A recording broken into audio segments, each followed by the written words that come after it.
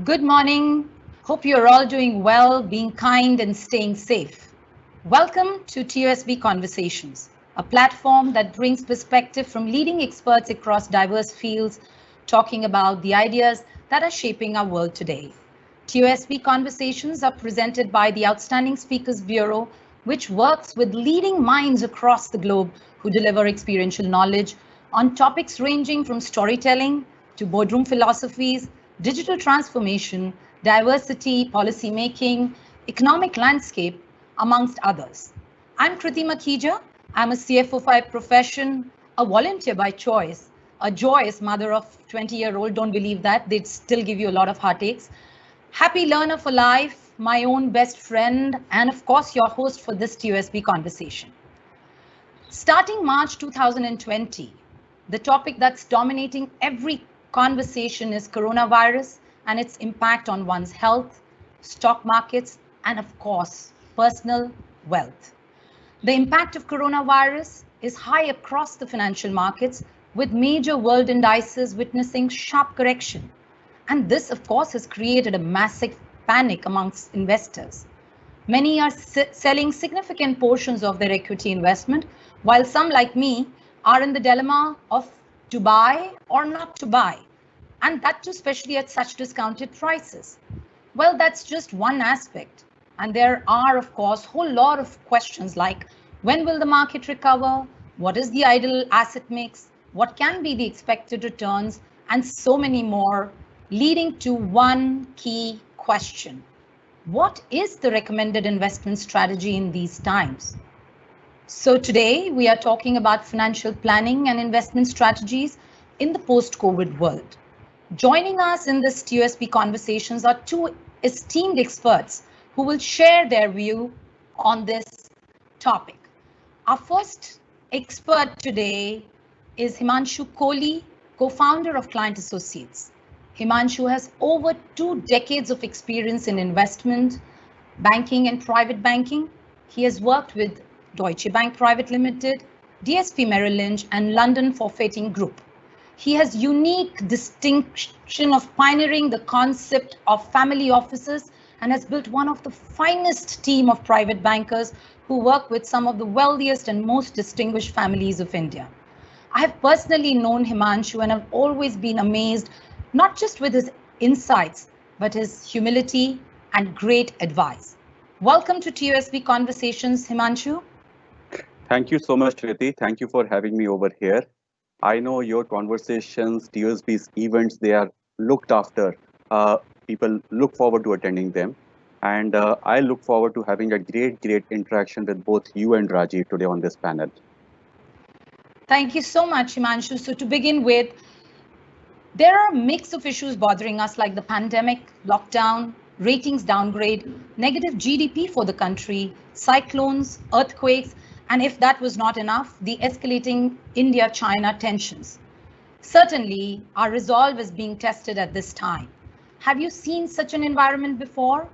And given this environment and in this scenario, what according to you is the way forward for economy, markets, and business from a 2 to 5 years perspective? Yes, Kriti, so to answer your question, have I seen this kind of an environment before?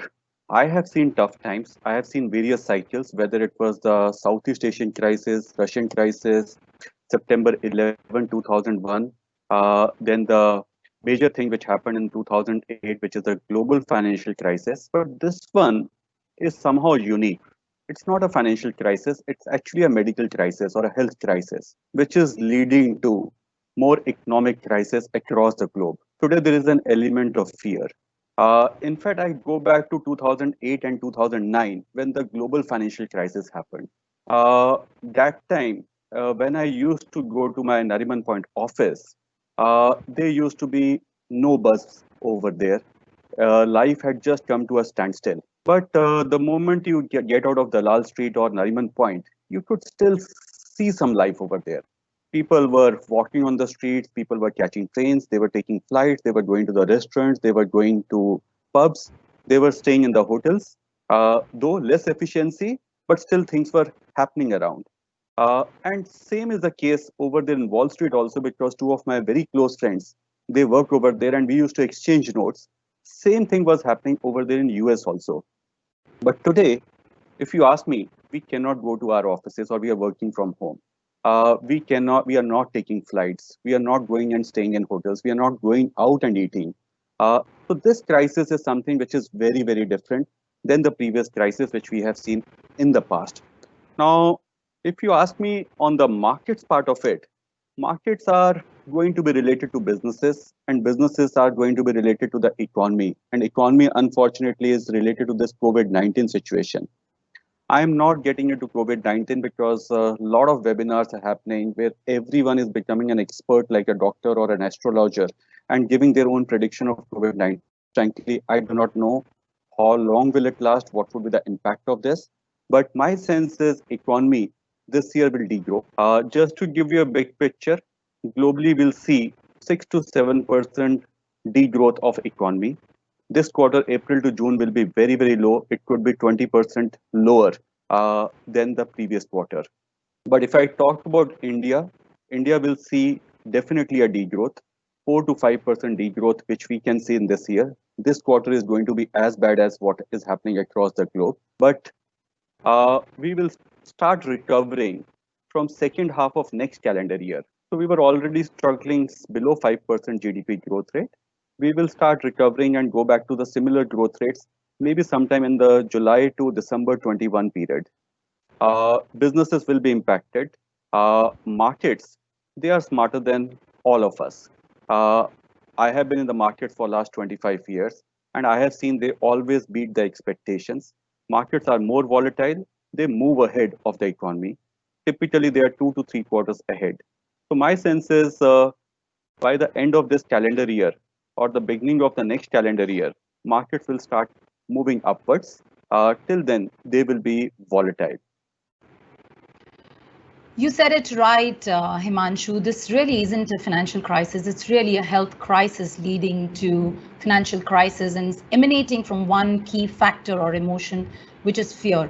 And that's really demonstrative in the selling that we are seeing, the sporadic foreign investment. We've seen and witnessed unprecedented peaks in the last about 3 months. And yes, you're right. Everything depends on the factor of how soon can we eliminate this fear with getting the right vaccine. So yes, there is a lot of uncertainty and ambiguity at this stage. And that leads me to the next question. We witnessed a V-shaped recovery in 2008, 2009. What should one expect about the time to recover and shape of recovery, while you briefly covered it in your previous answer, both from a financial market standpoint as well as economy? Do you think it will be a U, V, W, or a long haul L kind of a recovery? Right. So 2008, we saw markets coming down from 21,000 levels to 8,000 levels, which was almost about 60% fall. And it happened exactly in 10 months period. And it also recovered and went back to 20,000 levels in exactly 10 months period. So it was a V-shaped recovery. This time, I do not expect it to be a V-shaped recovery. It will be different. In fact, Shreya, we don't need this slide right now. So it will be not a V-shaped recovery. My sense is economy will degrow. So let's say if we are at 100 today, and there's a 5% degrowth, we will go to 95. Next year, if we recover by 6%, 6.5%, we will come to 101. And then we will start growing at 6% per annum. So 4.5 years, we will reach 118. Otherwise, pre-COVID, we were expecting to reach 118 in 3 years period, because 5%, 6%, 6% would have led 100 to become 118. So my 3 years is becoming 4.5 years. So there is a delay. So I feel economy will be a U-shaped recovery. Certain businesses, we will see V-shaped recovery. Some of the businesses, whether technology, telecom, there will be a V-shaped recovery. While some businesses, whether foreign travel, hotel industry, there will be a L-shaped recovery. And certain businesses will see a U-shaped recovery. If you ask me in terms of the stock market, I would say it will be a W-shaped recovery. It will go down, it will come up, which we have already seen. Markets went up from 41,000 levels to 26,000 levels. They have come back to about 34.5, 35,000 levels. They could further go down. As I mentioned, there could be volatility. So I would expect more a W-shaped recovery for the markets. Businesses, it could be a combination of L, U, and V. And economy could be a U-shaped recovery. Thanks, Himanshu, and thank you everyone for once again for joining us, and thank you to those who specifically sent in their questions in advance. We've tried to remove aspects in this extensive conversation. If you have any more questions, please keep sending them in the chat along with your name, and we promise to get to you the response either during the conversation or we will respond to you offline.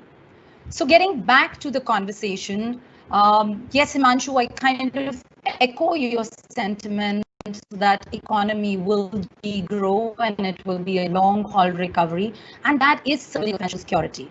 You know, I once heard that a little bit of fear is good. At times it pushes us in the right direction. And in the present times, I think the fear of financial security will lead to increased savings overall. Even those who are not thinking about investments will invest. And of course, the HNIs and ultra HNIs too will actively look at diversifying from their own investment in their own businesses. And on that note, I would like to now introduce another expert, a seasoned investor, Rajiv Inamdar. Rajiv retired in 2017 after 11 years as a managing director of Hendricks and Struggles Global Knowledge Management Center. He has over 40 years of international experience in advertising, brand management, market research, consumer banking, private banking, asset management, credit cards, and knowledge management, leading companies like GlaxoSmithKline, JWT, Citibank, Standard Chartered, Nielsen, IMRB, and Egon Zehnder. Oh my God, that's some illustrious career and credentials. Welcome, Rajiv. We are so happy to have you on board for this conversation, and over to you. Well, thank you very much, Kriti, for that very kind introduction. And Himanshu, hi. I was noticing that the picture we have on the brochure for this session and what you actually look like now are quite different. I'm glad to see you're looking grey and very learned. And I'm sure you're going to answer all my questions with great perspicacity as you usually do. So let's dive into some discussion on the markets.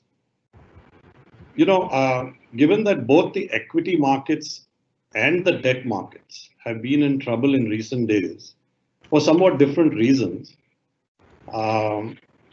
many people have been asking me, what should they do? Should they simply exit, sit in cash, and just wait it out and be patient?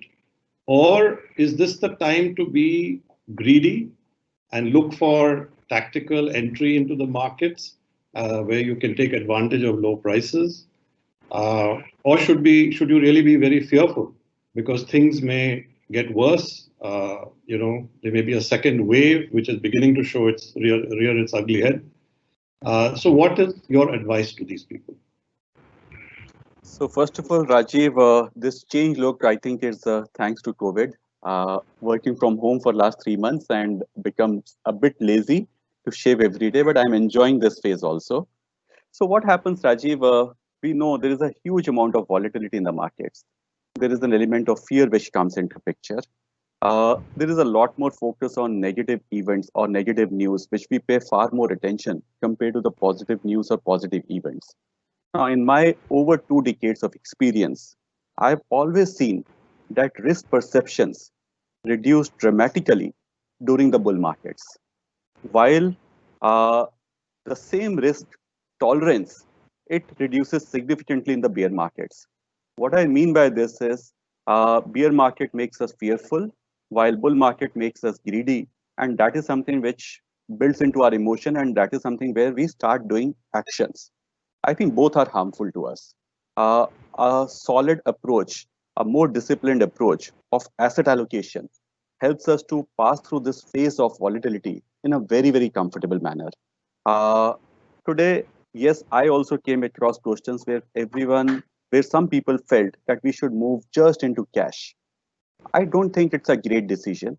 because if we see a bank deposit today can give me 5 to 6.5% pre-tax returns. On a post-tax basis, it could be 3 to 4% depending on my tax status. Now, 3 to 4%, I may feel protected that my capital is safe, but I'm losing the value of my capital because inflation is higher than 4%. So if inflation is 5%, I'm depleting the value of my capital on a yearly basis. In fact, I would like to share a couple of slides over here just to share the thought process. So just know if we can just project the slides. Now, there are various researches which have happened, which have come out with what all factors contribute towards the success of any portfolio or any investor. Broadly, there are four. One is your strategic asset allocation, how much you should be in bonds, equities, property, gold in India, outside India. Second is timing the market. Should I buy today or should I sell today? Or should I buy after a few months? Third is stock selection, which means should I buy a security A or a security B or fund Y or fund Z? And fourth is luck. Research from various outfits have shown similar results, and I am putting over here the research which is done by Ibbotson, which have taken 75 years of data of the developed world and 25 years of emerging market data. So as per them, 91% success comes if your strategic asset allocation is correct. Unfortunately, most of us spend 90% plus energies either in timing the market or product selection or stock selection or hoping for the luck to work for us, while we forget the big picture of what should be our strategic asset allocation. So that's the key number one, which really helps us to pass through these emotions of fear or greed in volatile market scenarios. If I can just go to the next slide, just note if we can just shift. Yeah, so this is something which has been captured from 1985. If you see, there are different volatile phases which we have seen in the markets. Right now, we saw market coming down in the month of March by 35%. Before this, 21% global market sell-off, European debt market. So every 3-5 years, there is some major crisis which is happening, which impacts the markets.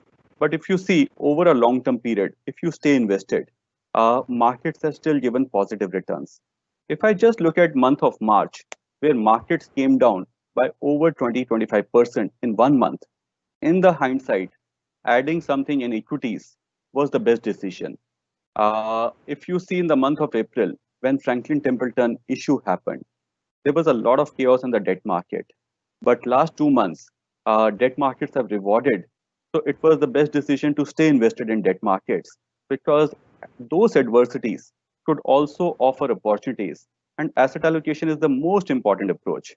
Can we just go to the next slide? Next slide.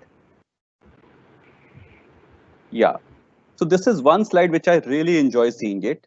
If we see the decade of 70s, gold actually gave about 1400% returns in 1970 to 1980. That's the period. That was the best performing asset class. While US markets were the worst performing asset class. Next decade of 80s belonged to Japan, where Japan gave the best returns and gold gave the worst returns. So the best performing asset class of previous decade became the worst performing asset class of the next decade. Come to 90s, US was the best performing and Japan was the worst performing. So the best performing of previous decade became the worst performing. Next decade, which is 2000 to 2010, India was the best performing asset class, while US was the worst. And this decade, 2010 to 2020, US was the best. So normally this is what happens. Everyone wants to just go and what is the best performing. So today, if we see maybe fixed deposits are looking good, people want to jump into it. Maybe it's not a best of decisions. It's not a right decision as far as I am concerned. So asset allocation is the key. And if I just go to the next slide, it just shows 1 year phases.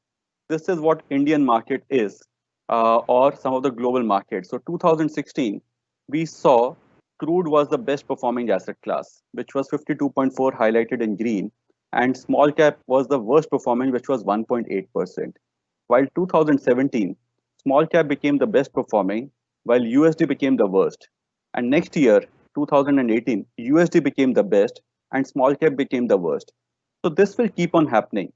So most important is if we can just follow a disciplined approach of asset allocation, which can help us to take more pragmatic decisions rather than just emotional decisions which are on the basis of fear or greed. Yeah. Well, So thank you Raj, for a very comprehensive response, Himanshu. I think you made two excellent points. One is, that you need discipline and a process by which you invest, and not try and time the market and take tactical decisions. The second is that you must have a strategic asset allocation and you must follow it. Now, I think what is important to say here is also perhaps that how do you come up with the strategic asset allocation?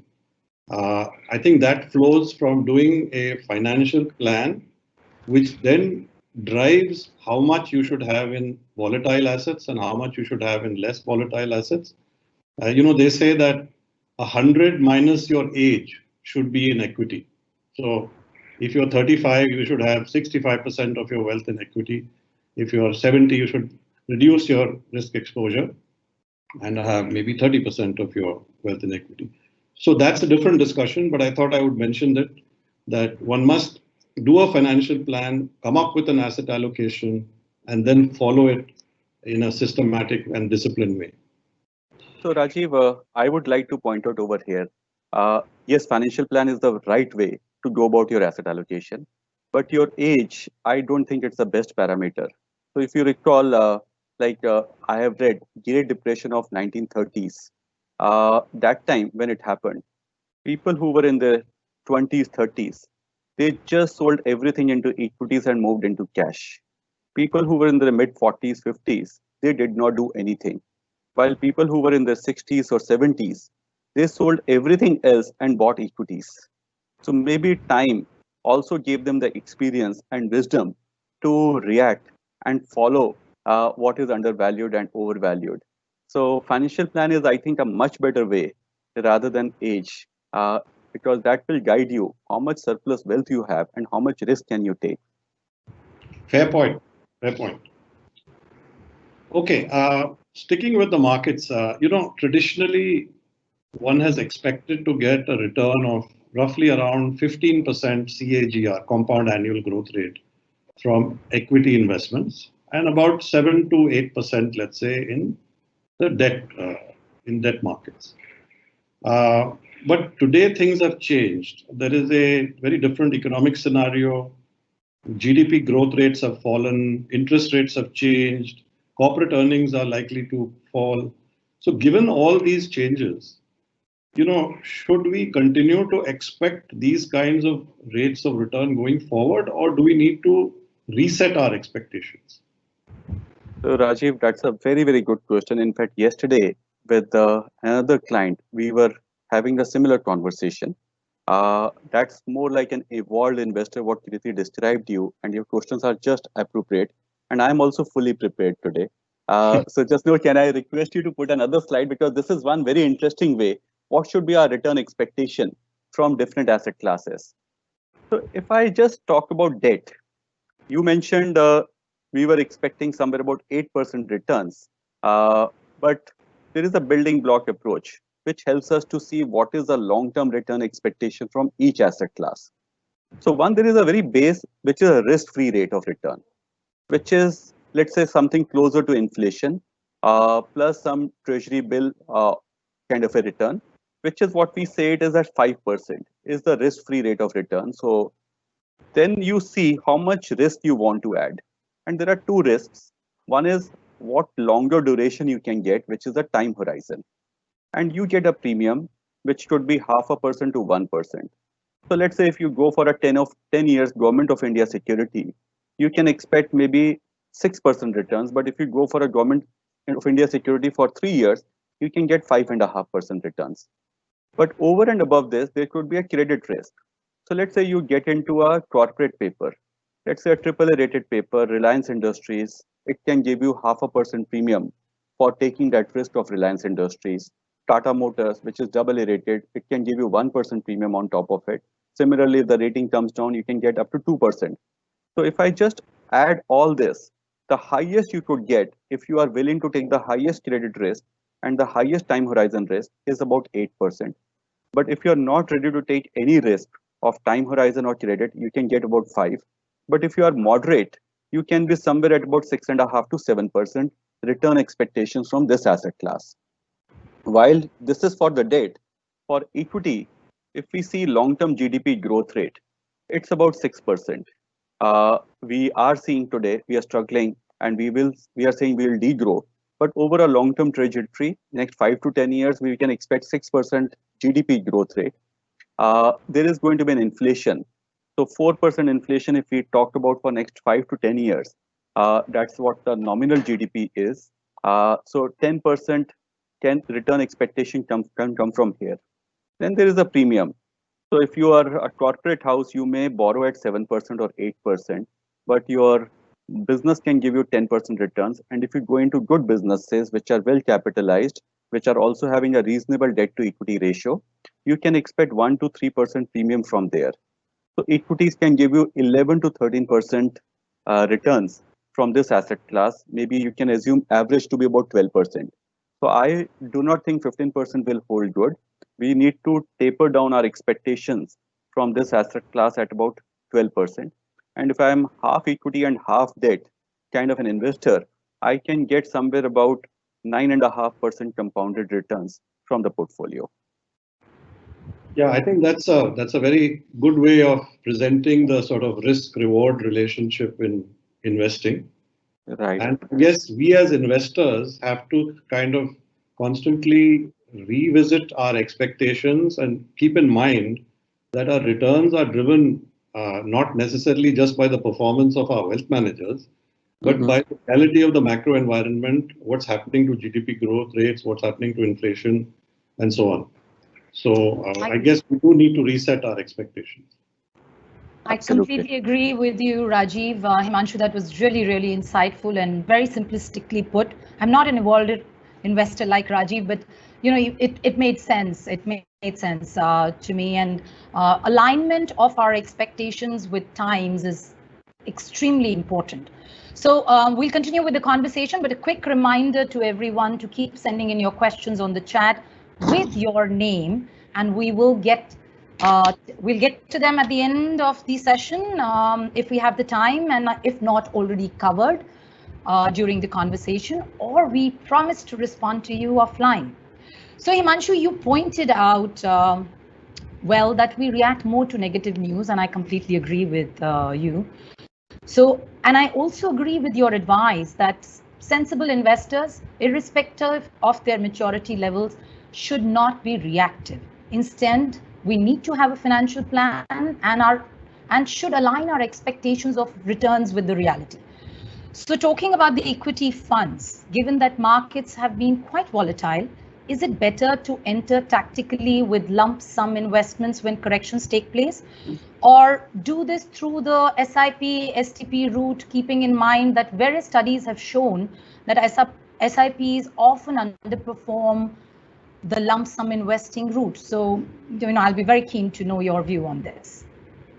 Right. So, Kriti, I would say it totally depends on the profile of the investor. As I mentioned in my opening remarks, that markets are likely to be volatile. Let's assume if someone is a 40% equity investor, and today he or she is at 30%, and there's a gap of 10% in their policy versus where they actually stand as of today. So one can use a combination of some lump sum upfront, some systematic, and some tactical. And how one should do it is a question of what is one's profile, whether they are aggressive, moderate, conservative investors. So let's say for a moderate investor, if they are 30% invested, 2.5%, which is 25% of the gap, they can do lump sum right now. Maybe stagger it in next 1 month over 4 weeks. Balance 7.5% can be built up systematically over a period of next 7 to 10 months. But yes, if market falls, and that gives an opportunity, which means if market falls and Sensex comes down to 30,000 levels or 27,000 levels, maybe one can prepone some of the STPs or SIPs which are going to happen in the end and do some lump sum investments basis those tactical calls. Because as I mentioned, like month of March, if someone did this, in the hindsight, it was one of the best decisions because market gave an opportunity of 26,000, 27,000 levels. Uh, and market in this volatile phase can give you those opportunities. So keeping bit of liquid cash right now, which can be built up systematically or tactically if the market gives an opportunity, is a great opportunity for investors. Thank you, Himanshu. That's really insightful. So have your financial plan ready. That's what is my takeaway, that have your financial plan ready. Invest systematically, but also keep a pool ready to cash in on the low points so that your returns exceed and average out over the period of time, and perhaps we'll hit over 9.5% return as you mentioned in your earlier question. So over to you, Rajiv. Yeah, so as you said, it's important for us to be agile as well and keep track of what's happening in the markets to take advantage of these opportunities. Now moving to another topic within the area of equity funds. There are many different types of equity funds, and in fact, SEBI has recently recategorized or defined the types of various equity funds. So there are large caps, there are mid caps, small caps, multi caps, sector funds, etc.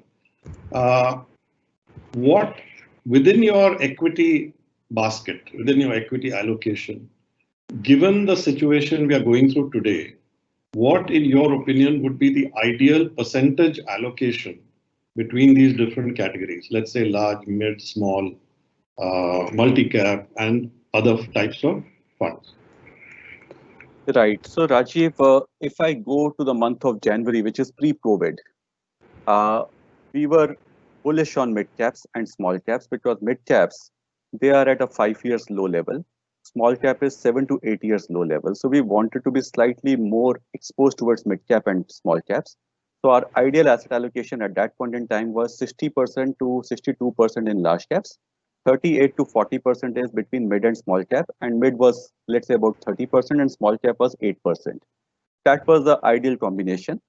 But post-COVID, where there is a fall which has happened, and some of the best companies also have fallen quite a bit, and they are available at a relatively good valuation, we have changed that allocation. So today we are saying 65 to 70% is large caps, 25 to 30% is between mid and small caps, and we are saying small cap, keep it right now at 5%. I know they are very attractive, but just because there is a volatility, there is going to be headwinds on certain businesses which are falling in the red zone of this COVID crisis, certain industries, or certain businesses which are over leveraged, they will find it very difficult. So small cap, only businesses which are less leveraged, which are in the green zone, good managements, they could be a part of our 5%. 20-25% could be your mid caps, and large caps could be the majority of our portfolio at this point in time. I know valuation wise still, I would say mid and small are the most attractive places, but on a risk adjusted basis, I'm slightly more bullish on the large cap at this point in time. That is what I would like to say. So ideal combination for someone who cannot do this differentiation, they can be 35% in pure large cap funds, because funds is a better route for individual investors. They can be 40% in multi-cap funds and 25% in a combination of mid and small cap funds. That's the allocation which they could follow in today's scenario. And perhaps then gradually reallocate back to your original description of allocation after the recovery is visible. Absolutely. So maybe once we pass through this phase, and I do not know how much time will it take for us to pass through this phase, but once volatility settles in and there is far more certainty, one can then move back towards 67, 68% in large cap and 32% in mid and small cap. Right. So, the way we measure our fund managers is by seeing how they perform against their respective benchmarks, which are defined for each category of funds. So, for example, for a large cap fund, it will be BSE Sensex. or for a debt fund, it would be the relevant debt index. Now, what we have seen over history is that it becomes more and more difficult for these fund managers to beat their benchmarks consistently, especially when it comes to large cap funds, which is the funds which invest in companies which are well researched, well analyzed, and there's a lot of good information available about those companies. And this is a natural consequence of maturing markets. And so in developed markets, you find that fund managers have a hard time beating their benchmarks. India is slowly moving into that territory, but we are not there yet. But given that, even in the large cap space today, we have a situation where it's becoming harder for fund managers to beat their benchmarks. What is your thinking around now investing in index funds, doing passive investing, as they call it, through index funds or ETFs, because these are a lower cost way of investing. So would you advise your clients today to look at these products, or are we still some distance away from getting into passive investing? So I would say index funds can be a part of your equity model portfolio, but a smaller extent of it. You are right. In US today, most of the active managers find it very difficult to beat index funds on a sustainable basis. Very few are able to do it on a sustainable basis. Because over there, if we see the market capitalization, almost 25 to 30% is funds industry. While in India, the mutual funds are about 5 to 10% in that range, which is still very low. In US, the markets are very efficient. India, they are becoming efficient. They are not that efficient as of today. So has the time for passive investments come in the market? Answer is no. One can include a small proportion. Last 3 years, it has been a difficult period for most of the active managers to beat the index. There are a couple of reasons behind it. One is there was a reclassification of schemes which happened at the SEBI level. Second, if we see the majority of the funds which flew in from foreigners, they got into 14, 15 businesses, which are of the top 15 stocks in the Nifty per se. Now, that basically did very well. Do I expect the same thing to happen over next 3 years? My feedback is no. Again, I would say active managers can create significant alpha and may even get you the lost alpha which has happened in the last 3 years. So I'm slightly more bullish because I still see some inefficiency in the market. I still see mutual fund as a part of our total market capitalization is low. We are maybe a decade away from moving into passive funds. Yes, there is an additional cost. So today, if I have to invest some money in passive style, I would not like to go for the Nifty 50. I would like to go 50 to 100. That index is what I would like to go, but only a small proportion of my active equity portfolio. Fair enough. Yeah, I think that's a very sensible approach given the situation we are in today. When you're dealing with client associates, and I'll take this opportunity because, I don't know how others rate their fund managers, but my husband and I, we've been working with client associates. We started early as very young investors, and we do sure rate their client service, their advice, and their humility 10 on 10. So thank you so much, Himanshu. Every time we speak to you, every time you say something, and your advice is always, always profound. And we are rest assured that our little wealth is protected and well taken care of. So thank you. Thank you, client associates, and thank you, Himanshu. Thank you, Kriti. I'm honored and humbled when especially it comes from a top-class CFO, a statement like this. So a quick reminder to all our participants. Hope you're sending in your questions, and please do not forget to send your questions with your names, because as promised, if we don't cover it in the conversation, we will get back to you offline. So Himanshu, coming to overseas investments, many overseas equity markets have performed better than India during the COVID crisis. Is this the right time for Indian investors to increase their allocation to overseas equities? And how does one go about it? What are the cost and tax implications and the logistics involved? Right, Kriti. So again, I am a great believer of diversification and asset allocation. So in anyone's portfolio, overseas should be a part of their overall allocation, as putting all your eggs in one basket, be it even as strong as what we feel are about our economy, India, it's not the best of things. So one should diversify beyond India. Now there are two ways in which one can do this. One is the LRS, which is a liberalized remittance scheme offered by RBI, where an individual can remit $250,000 per annum in a financial year. Second is you can participate in those markets using the feeder funds, which are, let's say, catering to different markets, global funds also, which caters to different markets. Uh, so I definitely am a great believer of diversifying beyond India and participating in the growth story as is happening outside. So if you ask me, US will definitely be a part of my allocation. I know US has run up. Technology side, it's even higher than the pre-COVID days. S&P is just marginally below its all-time high. But US fundamentally will be a part of my allocation because I know it's the largest economy. It will bounce back at some point in time, and there will be some businesses which will be very strong, and I would like to participate maybe in some of those businesses like Apple or technology based businesses, Google and all. Those are some of the things which I would like to. Another economy which I feel will come out very strong is Chinese economy. I know we don't like this word today, but from an economy point of view, it's a larger economy and it's a stronger economy which is going to become much stronger, and we cannot afford to ignore it.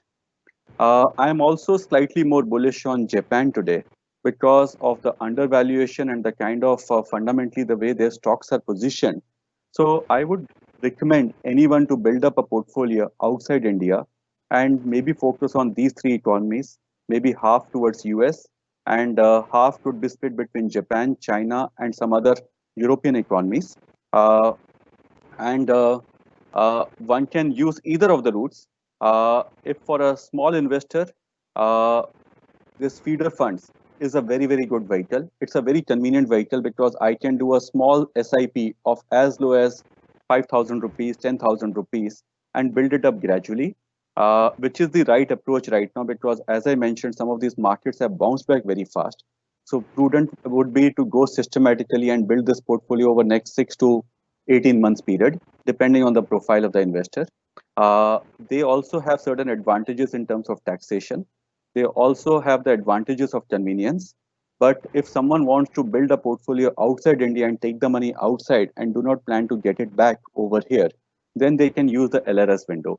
So that is slightly more tax inefficient, that is slightly more operationally hassled, but that's another window which could be used at.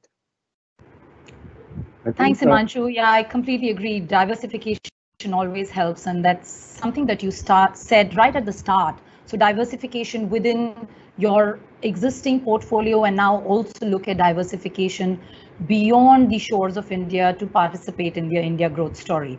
Yeah, US, China, whether we like them or we don't like them, hard to ignore because those are the economies that will certainly grow. And Japan is completely a surprise element, and thank you for bringing focus on that aspect. Technology, as you said at the beginning of your conversation, also is an area that we need to watch out for from an investment standpoint, from changing the game standpoint. So that was very insightful, Himanshu, and I specifically like, and I want to leave this thought with the new investors. You know, when we think about overseas investment, we always think big money, but we can start with feeder funds. And so that's very insightful. Thank you, Himanshu, and over to you, Rajiv. Yeah, actually, one additional point is that let's say one is investing through the LRS route in US dollars into, let's say, equity funds or even direct stocks. The US dollar has appreciated against the Indian rupee by 3 to 4% over the last several decades. So you're getting a 4% return for doing very little, and on top of which you get equity returns. So that's an additional reason to consider diversification in your portfolio. Absolutely. Okay, I think we've sort of covered the overall space around equities, and if some of the questions of listeners haven't been answered fully, then I do encourage everybody to send in questions on equities. I want to now move to the fixed income or debt space. And now this is also has been a little tricky of late. Most of us as investors believed that debt investments were relatively safe before the crisis. In other words, if you looked at the slide that you showed earlier, showing the additional risk due to, let's say, duration, you would expect to have some risk associated with that, but then you would also have to get that return over a long period of time. But in the debt markets recently, there have been unusual events such as the problems around Yes Bank, various other credit risk funds where papers which were not very sound had been invested in, and then of course the most recently the Franklin Templeton fiasco. So our perceptions around investing in debt have somewhat changed. So Himanshu, how should we reconsider our investments in debt going forward? What types of debt funds should we avoid? And when investing in debt, what should we specifically look for in the funds that we are investing in to ensure that we are protected? Right. So, Rajiv, last 18 months have given us a lot of learning of the fixed income space. It all started with ILFS, which was a triple A rated paper, which did default. Then came a series of DHFL, SL Group, DHFL, SL Group, and then we saw Yes Bank 81 bonds being treated at zero value, and then Franklin Templeton. So I would say this is something which has been very, very unfortunate. There has been a lot of learning for fund industry. There has been a lot of learning for advisors.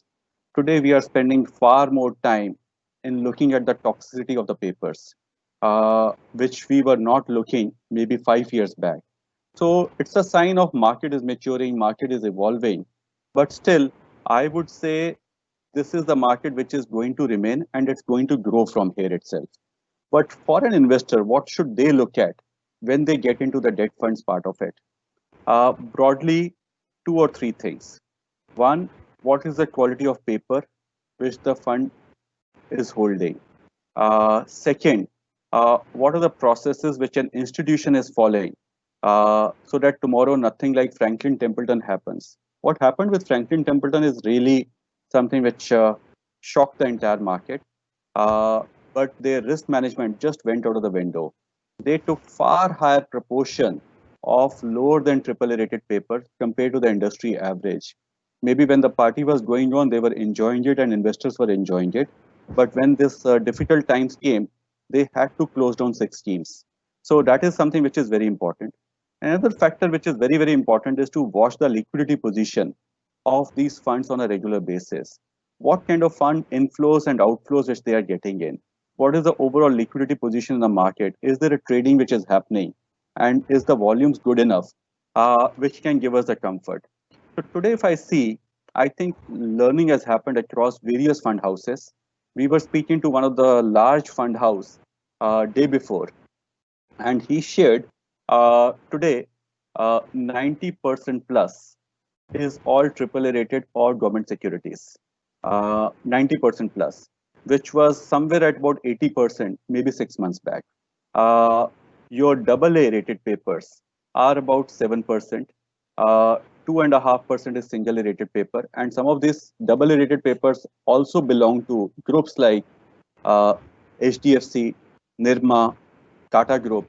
So less than single A is 0.5% of the overall industry. So there is a lot of cleaning up which has happened.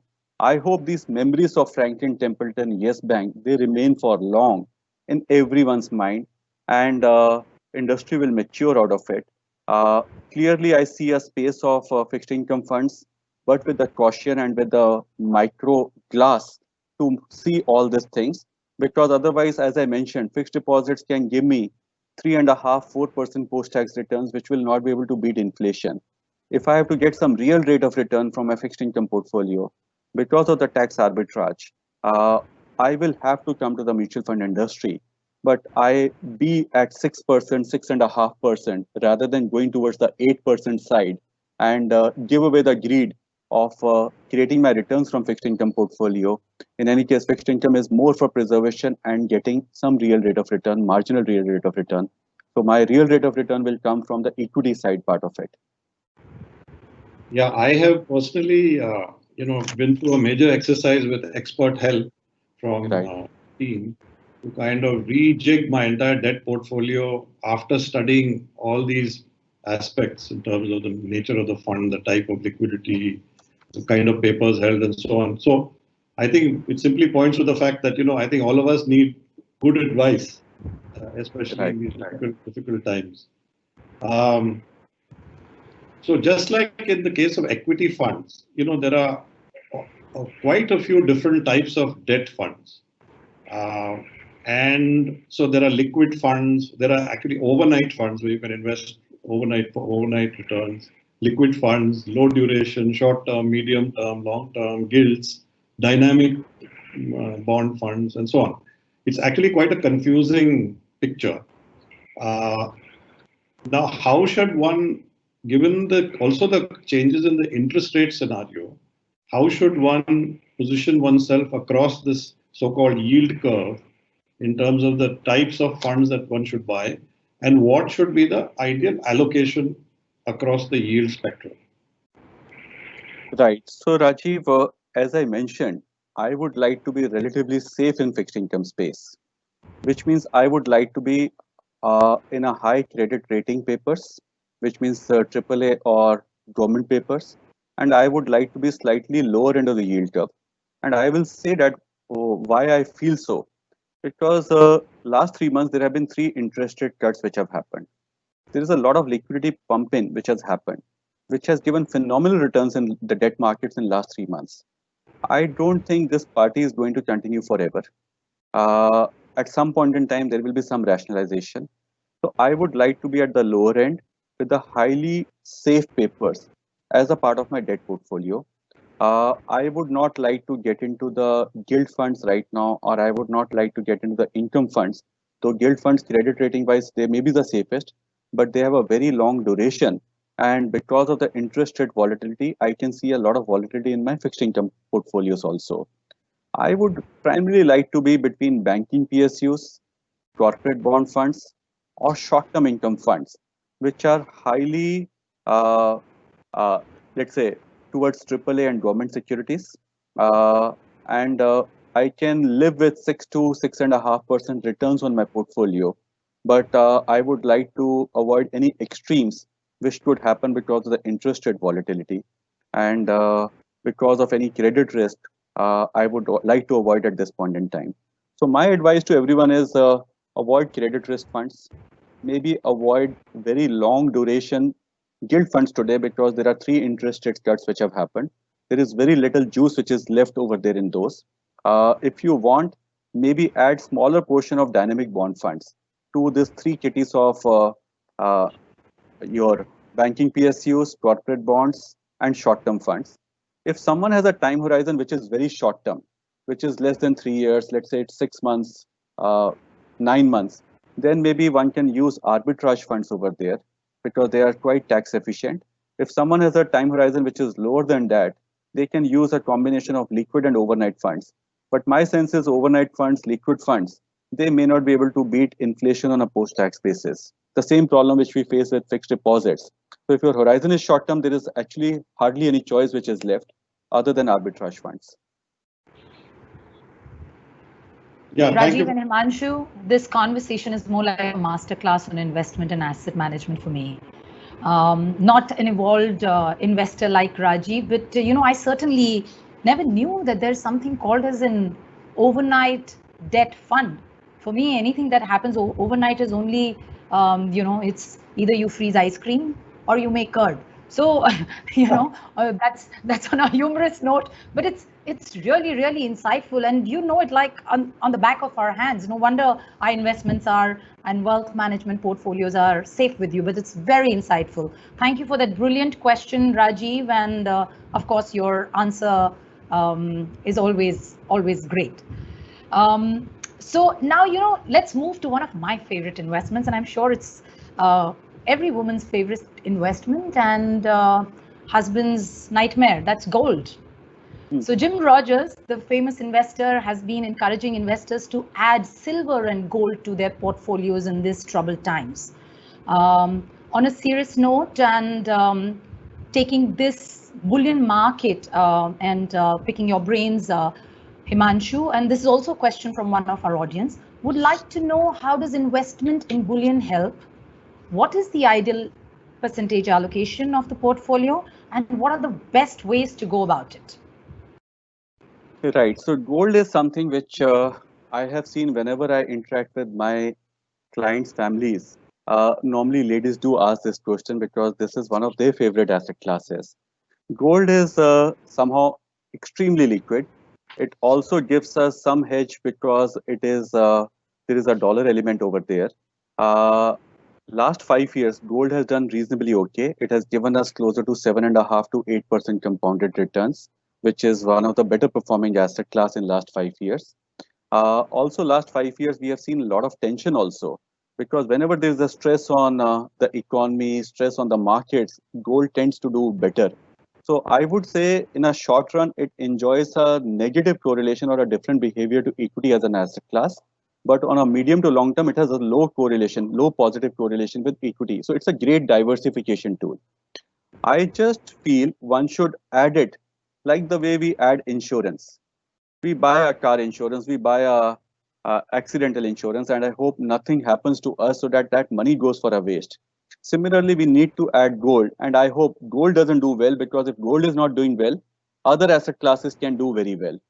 So typically, if I look at insurance, I pay maybe maximum to 5% towards insurance. 95% is I do my investments outside. Similarly, gold could be looked at maybe up to 5%. And one can also apply some valuation parameters over there and keep it between 0% to 10% depending where the valuations are lying. So if I'm in the overvalued zone of equity markets, I can be between 5 to 10% in gold, and vice versa. If I'm in the undervalued zone, or if I'm in the green zone of equity markets, I can be between 0 to 5%. There are again various ways to buy gold. One is one can go and buy it physical gold. It's difficult to store. It's has other problems. Second way is go and buy through funds route, which is a far more convenient option.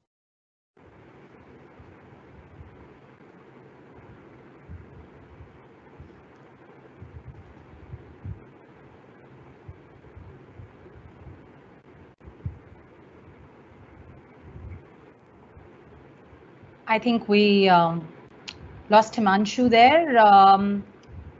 Could be a connectivity issue. Can we just give him a minute?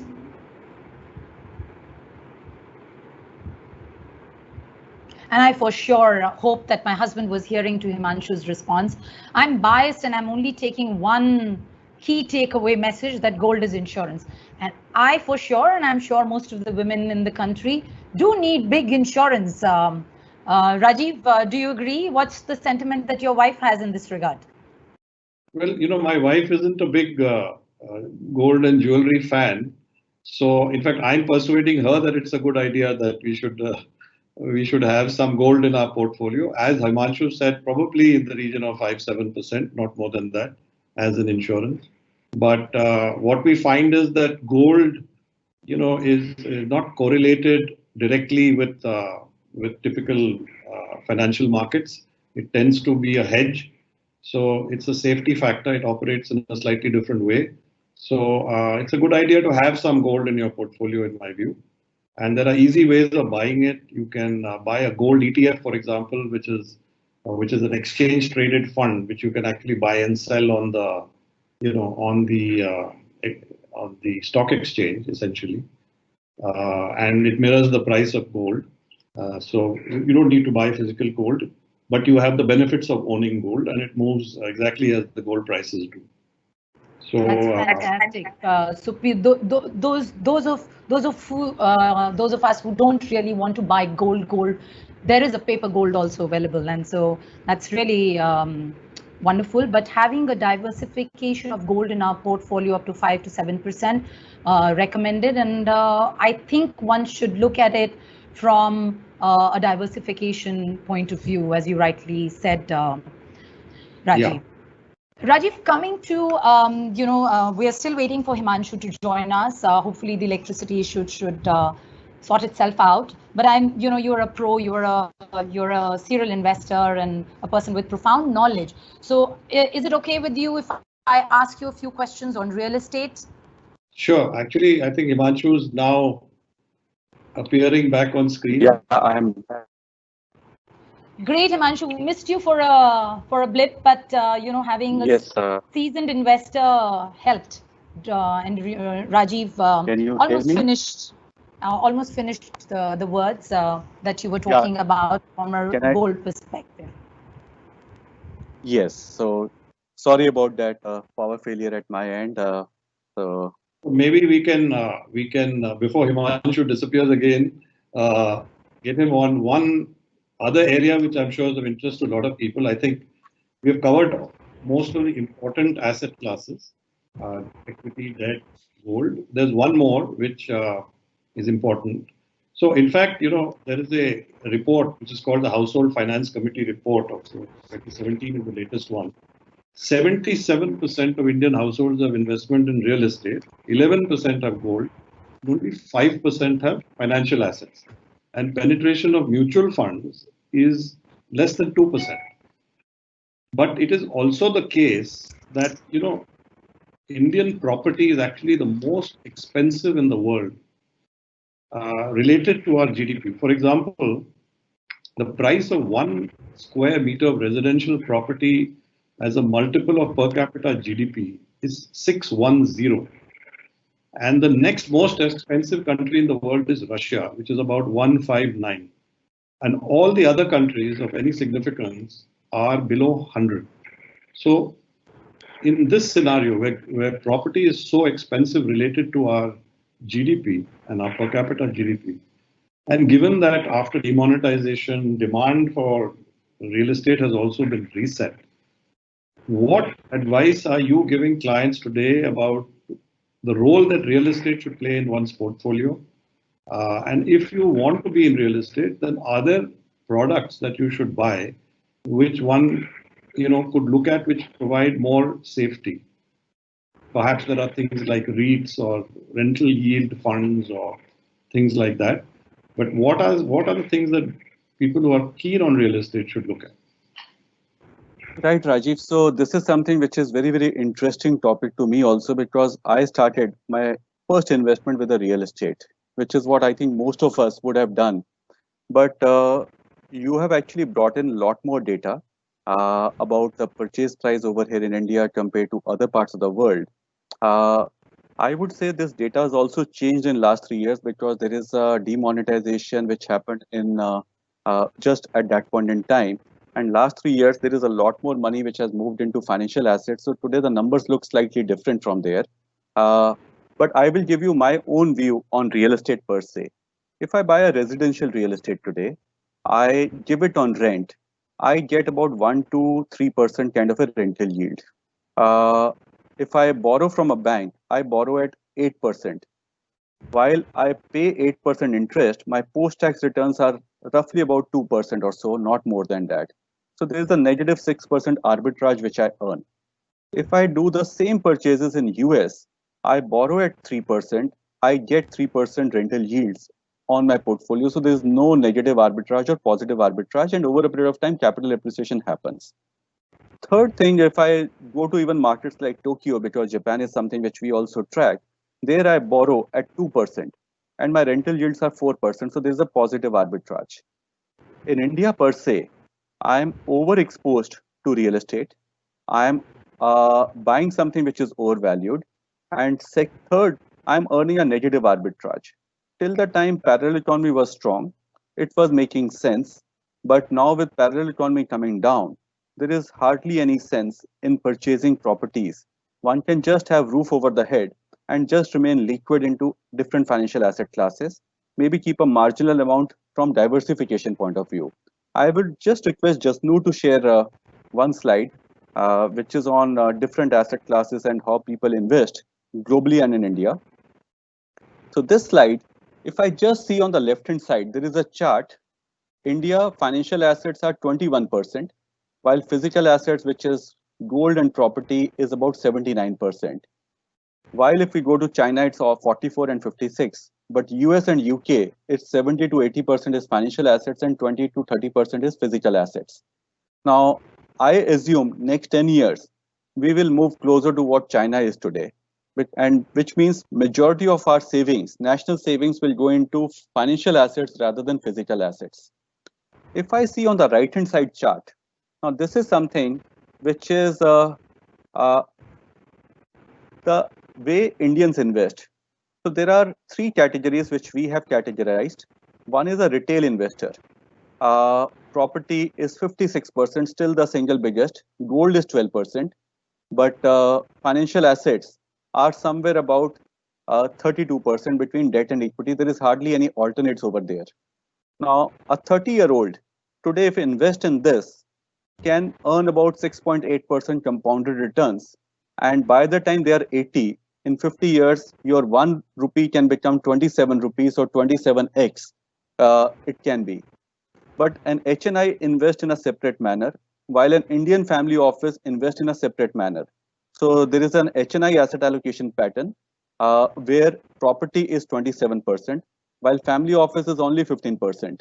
And there's an alternate asset classes which have come in, especially at the family office level, which is up to 20%. So if you are able to compound your money at 10% to 12% by looking at an HNI asset allocation or a family office asset allocation, you can be 5 times more than a retail investor over a 50 years period, which is 135x, and 278x if you can grow your money at about 12% per annum. So that is something which is happening. So I am personally not that bullish on real estate because of the reasons which I mentioned. And I feel there will be a huge shift in this asset allocation pattern, which will happen over a period of time. And one will need to build up a portfolio of financial assets or alternate asset classes, which could be investing into new age businesses outside India, hedge funds, or gold, for example. That will come a part of your alternate bucket where one can invest through different vehicles into these areas. Well, that's not good news for a lot of real estate developers who are already in deep trouble. Right. So on the other side, this COVID-19, I was discussing with someone the other day who comes from a real estate industry, and his views were quite intelligent.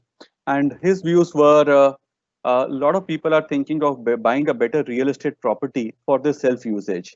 Because if now work from home is going to become slight more new reality, if not all days, but few days a week, if people start working from home, they need better facilities, they need a better lawn. So they may want to move into a better property or a lifestyle product. But that is usage, which may give some relief to real estate developers. But if you ask me from an investment point of view, real estate may not be a great asset class for next few decades in India. So Himanshu, I echo your sentiments, and particularly from an experience standpoint, residential real estate for me personally has always given low returns. The only solace is, is that they say that lucky in love, unlucky in real estate investment. So that gives me some solace. So, okay, at least I'm lucky in love. One part of the investment not doing well, it's all right. But on a serious note, with the pressure on costs, reorganized workspaces, and you said that you will see perhaps a spike in residential real estate for personal usage and not so much from investment. But this commercial space aspect will see a low demand. It is anticipated that commercial property prices and rentals too will substantially decrease. Are new investments into commercial real estate space still be a good one at this point particularly? So I would say commercial real estate gives a rental yield between 6 to 11%, depending on the location, depending on the what kind of a rents. So it's still better than the residential real estate rental yields. But I can see already some stress is building up in that rental payments which corporates are doing for the space which they are utilizing, and a lot of negotiations are happening. My sense is this rental yields will come down. It will come down. Also, this trend of work from home is going to pick up, and people would look for maybe slight more flexible workstations rather than permanent workstations for their employees. So there could be a possibility that 30% people on an average can work from home. So maybe 30% demand will come down of commercial office space. That is something which can happen. Also, there is another school of thought.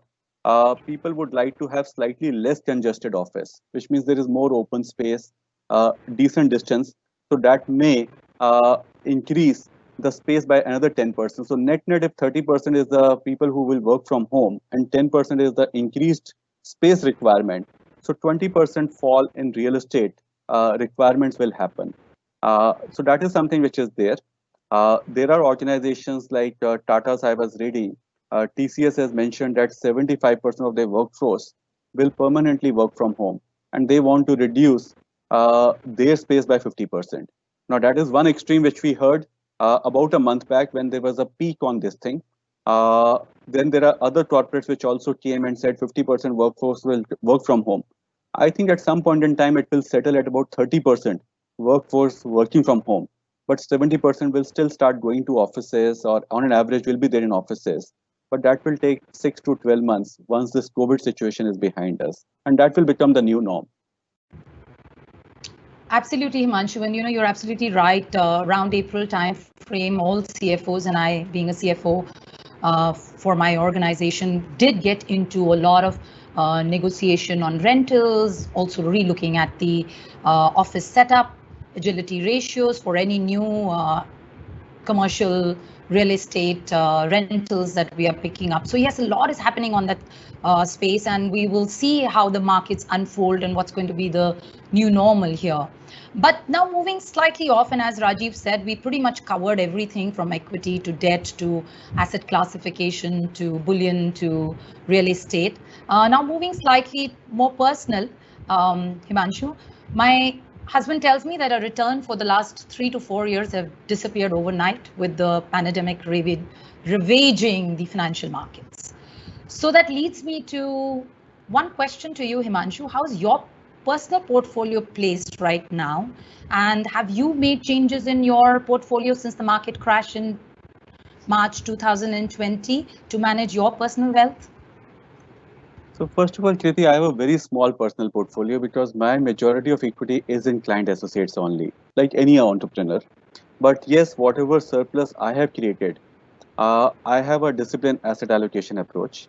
I still believe I'm young, though Rajiv mentioned there is a lot of gray beard and all he's seeing. So my asset allocation, I am a 70% growth, 30% stable. 70% growth will come from equity or alternates. So personally, I follow a policy of 40% pure equity, 25% is alternate asset classes, 25% is hybrid or balanced funds, and small 10% is fixed income space. I was slightly underexposed to equities before this fall happened because market was in the overvalued zone. And for me, it's actually a great opportunity. It's a blessing which has happened because it has given me the chance to go back to 40%, and I am also accumulating it. So I started it 3 months back, and I plan to do this for another 6 months and go back to my 40% in pure equities. Hybrid, I'm almost there at 25% today. Alternates, I'm slightly short, but I'm looking for good opportunities. And debt, I'm slightly overexposed, or cash, I'm slightly overexposed right now. So that is what my personal portfolio. Yes, your personal portfolio also has not given you returns. Same is the case with my personal portfolio. But again, I say one cannot drive by looking at the rear view mirror. If last 3 years, 4 years have not given us that great returns, I don't expect it to happen going forward. In fact, there is a very interesting data which I want to share with all of you. In my 25 years of career, I have seen FIS being net sellers in 5 years out of those. And this is one of the years when FIS have been net sellers. Whenever FIS sell, next 3 years, equity markets gives phenomenal returns. And whenever FIS are the highest investors, Next 3 years, returns from equity markets are suboptimal. Another data point, in 25 years, we have seen few phases when GDP growth rate was low. It never turned into a degrowth stage, but there were stages of low GDP growth rate of 2%, 3% also. Whenever GDP was at a low phase, if you invest at that time, next 3 years, markets gives you very rewarding returns. Because what happens, all the people, whether it's the politicians, regulators, policy drivers, even business owners, they want to come out of their comfort zone and do something more meaningful. And next 3 years, equity markets rewards them. And whenever you have seen the GDP is at the highest level, 7 out of 10 times, next 3 years returns from the markets are suboptimal. So I am being optimistic over here. I am seeing today GDP being low or negative. I'm also seeing uh, uh, FIs are pulling out. But if one has space in the policy to add towards equity, it's a great time to accumulate in a systematic manner because there is an opportunity which is hidden because we are seeing markets in a green zone today. We are seeing market cap to GDP is much lower than the historical average. So those are some fundamental reasons why one should be taking advantage of this opportunity, but only to the extent of whatever your asset allocation permits. Disclaimer, please don't get greedy. Uh, Follow the disciplined approach of asset allocation because that will help us as we go forward. Thank you, Himanshu. That was again very, very insightful as always. Yes, there's a silver lining behind every cloud, and I hope that this cloud also passes away soon, and we all emerge from it stronger and wealthier also. And once again, heartiest congratulations to you and the Client Associates team for completing 18 years in this journey to becoming the most admired wealth advisory platform in India. So heartiest congratulations. And I'm sure, Himanshu, like any other business, the wealth business too has been impacted, and you have many clients, asking for advice and reaching out to you. And I'm sure with your vision, your business and your clients will emerge stronger and wealthier. With that, we are drawing to a close to this session. And before I ask Himanshu and Rajiv for closing remarks, I just want to let the audience know that we have a lot of more questions, but we are running out of time. So as promised, if you have left your name with your question, we do promise to come back to you with the answers. And just to let you know, the recording of the session will be available, and we'll share the link with all of you if you want to revisit any of the points discussed. So over to you, Himanshu, first, and then Raji for sharing any closing remarks with us. Right. First of all, thanks, Kriti, for organizing this in such a wonderful manner. This was definitely expected because you have become a master of this masterclass. I would also like to thank you for encouraging us and complimenting us for this 18 years accomplishment. I'm honored, humbled at the same point in time, and we need the same good wishes, blessings of all the universe around us as we go forward and look forward to 25 years, 30 years of celebrations of Client Associates journey. One thing which I would like to point out, as I have been mentioning, there is an opportunity in adversity. Client Associates seed was sowed in 2002 when we came out of the tech burst, and we also came out after September 11th, which was a difficult phase. The next phase of growth, which is Client Associates version 2, happened in 2008 and 9 when we saw the global financial crisis. We really invested and expanded the business at that point in time. We see this adversity also as an opportunity. And yes, at this point in time, if we remain nimble footed, we just care for our team members, we just care for our clients, I'm sure it will offer great opportunities. Even today, the environment, as you mentioned, people who are seeing issues around their jobs, there is a high unemployment rate. There are businesses which are facing huge headwinds. Everyone is thinking about having a disciplined approach and insulating them from the business risk or from the job risk and creating a financial plan of theirs. So I always keep telling my team it's a great opportunity. Uh, it is impossible to stay insulated from this headwinds, especially when it's a medical crisis of the nature of COVID-19. It will have an impact to us in the short run, but long run, I think we will come out much, much stronger. And we need the same strength, support of our entire universe to make it happen. Thank you so much. Thanks, Himanshu. You built a great legacy, and I wish you all the very best and the entire team of Client Associates. Rajiv, you've been incredible. Thank you, and I look forward to some closing remarks from your end. Well, thank you, Kriti. I think you've done a masterful job of comparing and coordinating this masterclass. So thank you for that. And Himanshu, I've known Himanshu now for 15 years. We've been working together, and I've learned a great deal from him and from his team. And let's hope we all emerge from this victorious, wealthier, as you said. And thank you, Himanshu. That was a very enjoyable conversation. No, I thoroughly enjoyed interacting with both you and Kriti, and I hope the members who have joined on this panel discussion today, they would have also had a good time. If I missed out something or if I did not meet their expectations, I apologize, but I hope I tried my level best to answer all the queries which came from both of you. And I think those came from all the clients or the universe of ours, which is what we compiled over here. So thank you once again to both of you. And my key takeaway from this conversation is have your goals in place and align your investment and asset portfolio to it. Recalibrate your asset allocation as you go along in light of the evolving environment, but never chase returns blindly. Look at the risks associated, seek advice, gather all the information related to your investment before you invest. Do not invest till the time you have the information and you're comfortable. So those were a few of my learnings, and I hope our audience enjoyed the conversation today. And with the insights, it will help you plan better and make wiser investment decisions. On a larger note, we hope you're enjoying TOSB Conversations. Every week, we attempt to bring varied experts to talk about topics most relevant to the world that we are living in today. You can find TOSB, the Outstanding Speakers Bureau, I'm not going to use the acronym, on Twitter, Facebook, and Instagram to stay tuned with all the exciting conversations.